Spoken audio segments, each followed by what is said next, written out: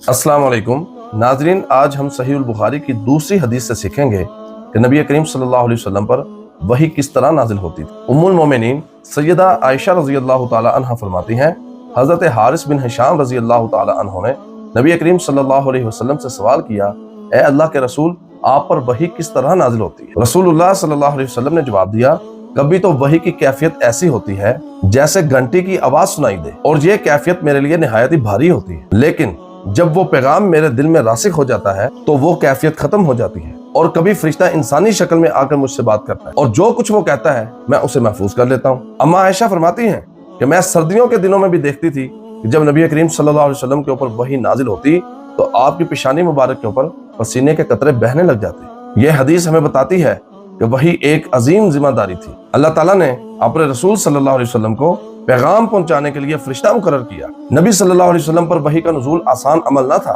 बल्कि जिस्मानी और रूहानी तौर पर इंतहाई भारी मरहला होता था। यह हमें कुरान और सुन्नत की अजमत और उन पर अमल की अहमियत का एहसास दिलाता है। यह हदीस हमें यह सबक देती है कि कुरान और वही इलाही का हुक्म कोई आम बात नहीं, बल्कि रसूलुल्लाह सल्लल्लाहु अलैहि वसल्लम ने इंतहाई मेहनत, मुशक्कत और अल्लाह के खास इंतखाब के तहत ये जिम्मेदारी निभाई। लिहाजा हमें चाहिए कुरान और सुन्नत की कदर करें और अपनी जिंदगी को उसके मुताबिक ढालें। अल्लाह हमें कुरान और सुन्नत का सच्चा पैरोकार बनाए। आमीन। अस्सलाम वालेकुम।